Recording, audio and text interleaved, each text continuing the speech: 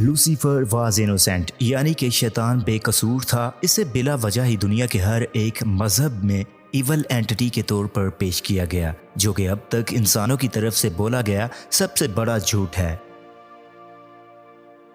शैतान इब्लीस अज़ाज़ील एक्चुअली में इंसानों का खैर ख्वाह था। इसने तो बाग़े उदन के अंदर हज़रत आदम अलैहिस्सलाम और बीबी हवा को वो फल खाने से जिसे अल्लाह ने इनको मना किया था वो खिलाकर इसने बहुत बड़ा एहसान किया, क्योंकि इस फल को खाकर ही इंसान को सही और गलत का पता चला और ऐसी चीज़ों के बारे में भी पता चला जो वो उससे पहले कभी नहीं जानता था।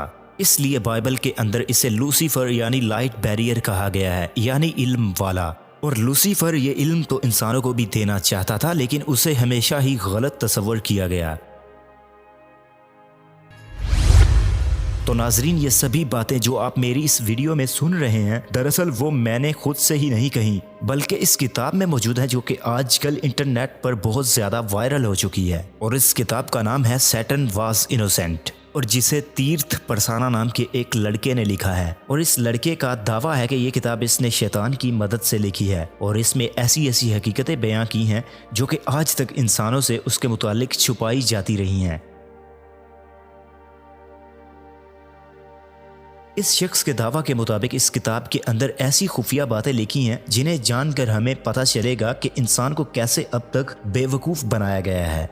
इन तमाम बातों का पोस्टमार्टम हम वीडियो के आखिर में करते हैं, मगर इससे पहले इस ऑथर के बारे में कुछ जान लें। दोस्तों, तीर्थ परसाना कोई पहला शख्स नहीं है जो कि इस तरह का दावा कर रहा है। इनफैक्ट लूसीफर यानी शैतान के पुजारी सभी इसको अपना सर्वाइवर मानते हैं।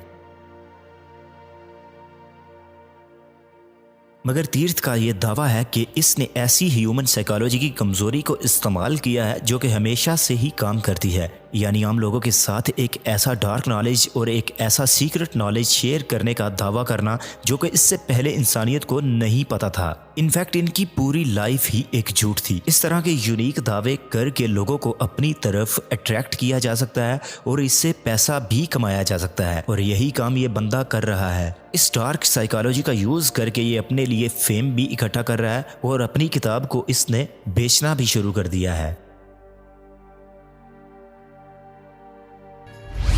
मिसाल के तौर पर आप इमेजिन करें कि अगर ये बंदा वो सभी बातें कर रहा होता जो कि लोग इससे पहले भी कर रहे थे, तो क्या लोग आज इसको इस तरह से डिस्कस कर रहे होते और इसको ये सब फेम इस तरह मिल रहा होता? बिल्कुल भी नहीं।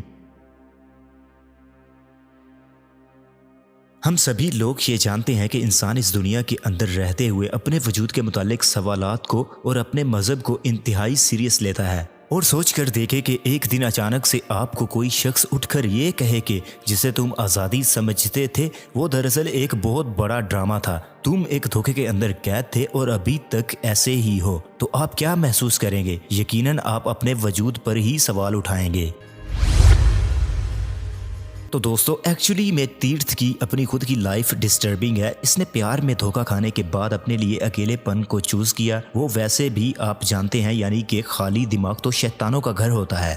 और ये भी आप जानते हैं कि जिन्नात इंसानों पर हमला उसी वक्त करते हैं जब वो उदासी, नाशुक्री या फिर नाउमीदी की कैफियत में हो या फिर गुनाहों की हालत में हो। उस वक्त इंसानों की सोल यानी रूह की एनर्जी सबसे वीक पोजीशन में होती है।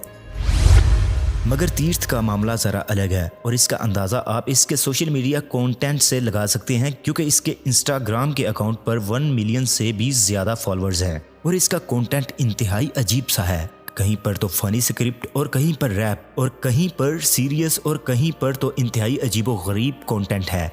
और इसी तरह यूट्यूब पर तो इसकी तमाम वीडियोस पर कहीं ना कहीं एक ही आवाज़ सुनाई देती है कि लूसीफर वाज इनोसेंट, यानी शैतान बेकसूर था। इन तमाम बातों और तीर्थ के इस कंटेंट को देखकर कहा जा सकता है कि इसने सोशल मीडिया पर फेम होने के लिए बहुत कोशिश की, लेकिन किसी भी कंटेंट के अंदर कामयाब ना हो सका। तो इसने एक नया कंटेंट ढूंढा और इस कंटेंट का नाम है शैतान वाज इनोसेंट। इस नाम को ये जानबूझकर इस्तेमाल करके लोगों की तवज्जो हासिल करना चाहता है ताकि अपनी किताब को फेमस कर सके और अपने कंटेंट को बेच सके।